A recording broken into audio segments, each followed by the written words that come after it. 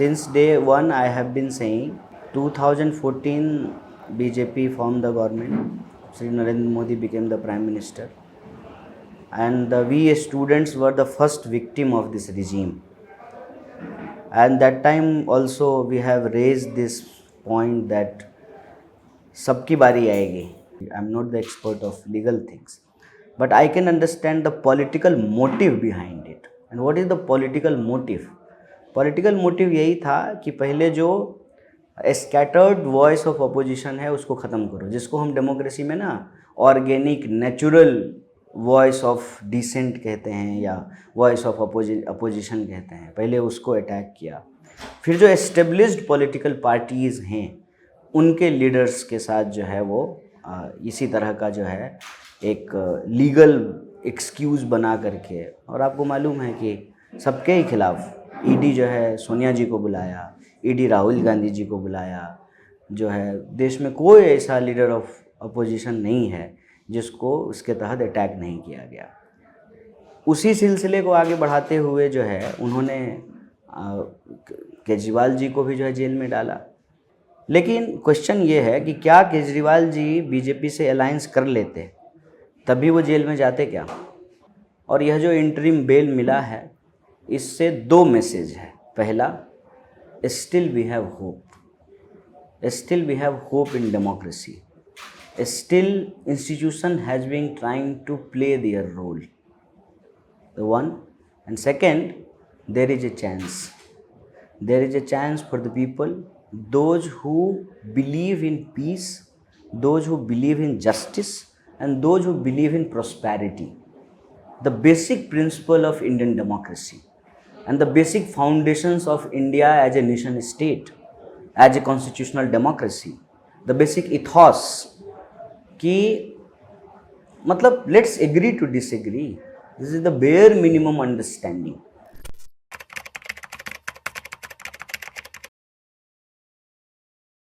तो 25 तारीख को पोल होना है दिल्ली में. 1 तारीख तक का बेल मिला है केजरीवाल जी को. Then people of Delhi will decide.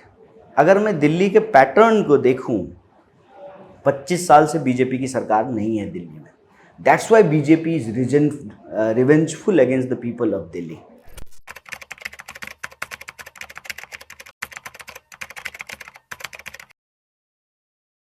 See, in 2014 I was in university. That time, since those days I have been using one word. The time has come कि आपको ना मैक्सिमम जो है अंडरस्टैंडिंग बनाने की कोशिश नहीं करनी चाहिए. आपको मिनिमम अंडरस्टैंडिंग पे मैक्सिमम यूनिटी बनाने की कोशिश करना चाहिए. Minimum understanding and maximum possible unity. ये बात मैं इसलिए कह रहा हूँ कि हम अलग अलग पार्टी हैं, हमारे डिफरेंसेज हो सकते हैं, डिफरेंस ऑफ ओपिनियन हो सकते हैं. एक ही पार्टी में रहने वाले लोगों के बीच में भी डिफरेंस ऑफ ओपिनियन हो सकते हैं. This is the beauty of democracy. BJP इसके अलग सोचती है. बीजेपी के ज़्यादातर लोगों से जब आप बात करेंगे तो वो कहेंगे आपको कि जो नहीं, इतना पार्टी नहीं होना चाहिए, देश में एक ही पार्टी होना चाहिए. ज़्यादा से ज़्यादा कहेंगे कि अमेरिका की तरह 2 पार्टी होना चाहिए. और आज जब उनको पावर मिला है तो स्लोली ग्रेजुअली जो है वो इम्प्लीमेंट करने की कोशिश कर रहे हैं. उसके विक्टिम जो हैं वो सिविल सोसाइटी के लोग भी हैं, स्टूडेंट कम्युनिटी भी हैं, दूसरे पॉलिटिकल पार्टी के लोग भी हैं, और अरविंद केजरीवाल जी भी हैं. तो हम कहते हैं कि ये रिश्ता जो है ना, ये रिश्ता दर्द का है. Pain for democracy, pain for हमारे देश के जो लोग हैं उनका जो राइट्स है उसको लेकर के है. और ऑब्वियसली जब आप उसको रेज कीजिएगा तो रिटेलिएशन होगा by the government and those who are in power. तो उस केस में जो है हमको एक दूसरे के साथ खड़ा होना चाहिए.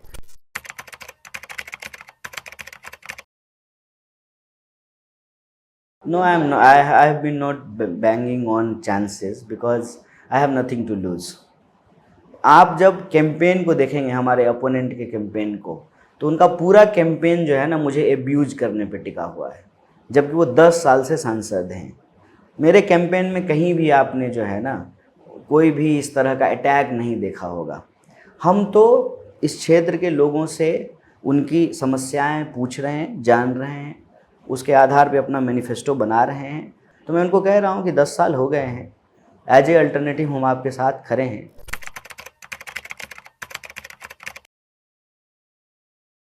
नहीं, मैं इस तरह का कोई आइडेंटिटी बेस्ड पॉलिटिकल फ्रेमवर्क में अपना कैंपेन नहीं कर रहा हूँ।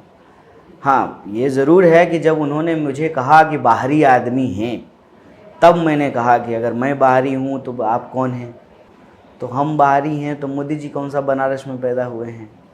और बाकी जो इस देश के जितने स्टालवर्ट लीडर हुए हैं वो जहाँ से चुनाव लड़े वहाँ पैदा तो हुए नहीं हैं। सुषमा स्वराज जी मध्य प्रदेश में तो नहीं पैदा हुई, लाल कृष्ण आडवाणी जी गुजरात में नहीं पैदा हुए, तो पाकिस्तान से आए थे। अटल बिहारी वाजपेयी लखनऊ में तो नहीं पैदा हुए, ठीक है। उसी तरह से कांग्रेस पार्टी के भी बहुत सारे लीडर हैं, उसी तरह से जो है जनता दल के भी बहुत सारे लीडर हैं। तो ये देश का चुनाव है। पॉलिटिक्स इज नॉट लाइक कि आप ना पर्सनल प्रेफरेंस से चलेंगे। पर्सनल प्रेफरेंस से तो लाइफ नहीं चलती है, पॉलिटिक्स कैसे चलेगी? आपके सामने जो परिस्थिति होती है आप उसके हिसाब से डिसीजन लेते हैं। लास्ट टाइम ऑल्सो जब मैं कंटेस्ट कर रहा था तो मैं बेगूसराय में तो रहता नहीं था, मैं दिल्ली में रह रहा था, यहाँ पढ़ रहा था। प्रेफरेंस का क्या है? प्रेफरेंस के हिसाब से तो फिर लोग यही हमसे कहेंगे कि फिर आपको तो पॉलिटिक्स में ही नहीं होना चाहिए।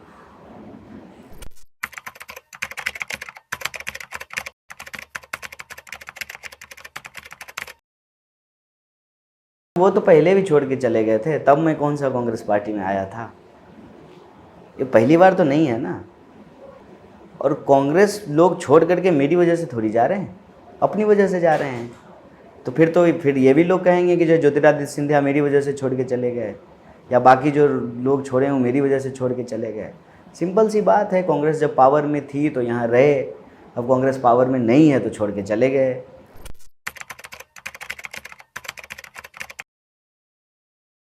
This time people are ahead, people are ahead of political worker, people are ahead of political leaders. As far as North East Delhi is concerned, all the ex-MLAs are here, or the block president or the district presidents are here. वो तो लोग मुझे ये भी कह रहे थे कि अननेचुरल अलायंस है, लेकिन आ रहे हैं, मिल रहे हैं, कैंपेन कर रहे हैं।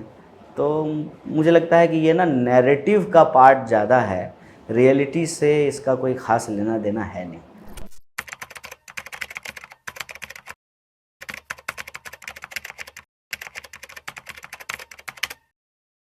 This is not new thing na. They have been saying this since 8 years. And the point is कि they themselves contradicting, giving the contradictory statements. अब आप मुझे बताइए कि गृह मंत्री अपने भाषण में आके बोलते हैं टुकड़े टुकड़े गैंग, मंत्रालय से जब आरटीआई करके पूछा गया तो कहा कि नहीं ऐसा कोई गैंग नहीं है, पार्लियामेंट में जब क्वेश्चन किया गया तो कहा गया कि सर ऐसी कोई बात नहीं है। आप गृह मंत्री हैं, आपकी सरकार है, पुलिस आपकी है, आपने जो है दिल्ली के एक मंत्री को 18 महीने से जेल में बंद करके रखा है, और भी बहुत सारे लोग जेल में हैं, और मुझे छोड़ दिया है, हमको जेल में नहीं रख पा रहे हैं। तो थोड़ा तो मतलब लोगों के कॉमन सेंस पे हमको बिलीव करना पड़ेगा। हम आज अगर बीजेपी ज्वाइन कर लें, तब हमारे साथ के लोगों को कहते थे, ये हार्दिक पटेल को कहते थे ये टुकड़े टुकड़े गैंग, बोलते थे, उनके कैंपेन में बोलते थे। आज वो बीजेपी ज्वाइन कर लिया है, वो एमएलए बन गया है। तो ये अब लोग समझ रहे हैं। इनका सांसद की वाइफ ऑन कैमरा करके बोली है कि I was there, Kanhaiya was not there, not such slogan raised by the JNU student. और अभी जो है जेएनयू की वाइस चांसलर ने स्टेटमेंट दिया, मैं आरएसएस से जुड़ी हुई हूँ, जेएनयू की वाइस चांसलर हूँ, इस तरह की ऐसी कोई बात नहीं होती है हमारी यूनिवर्सिटी में।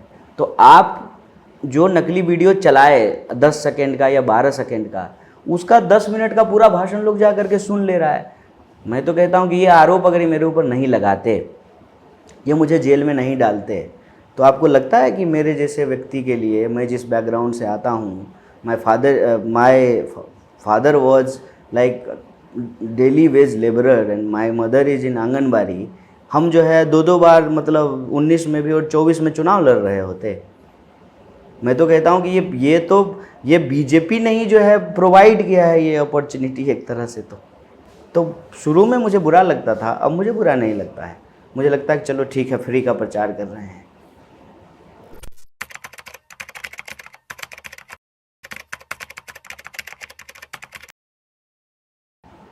सी it is factor is there, उन्होंने मुझे यहाँ कैंडिडेट इस आधार पे नहीं बनाया है। द थिंग इज़ कि I am the incharge of NSUI, the student wing of Congress party, and I had been active in all national campaign of party.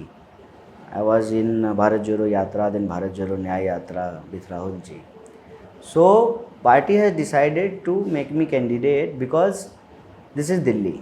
Basically Delhi एक इम्पॉर्टेंट है, देश की राजधानी है, इम्पॉर्टेंट जगह है, देश की राजधानी है। तो कैंडिडेट इसलिए बनाया है कि एक अच्छा फाइट हो। इसका क्या मतलब है फिर? एक बिहार के आदमी को बिहारी आइडेंटिटी के लिए दिल्ली में ला करके चुनाव लड़ाना, उससे अच्छा तो फिर बिहार में ही लड़ा देते जहाँ सब बिहारी ही हैं। तो ये बार बार बोला जा रहा है, लेकिन this is not the factor while we had been making decision कि कैसे कैंडिडेट बनाना है, और हमारी पार्टी इस आधार पर डिसाइड नहीं करती।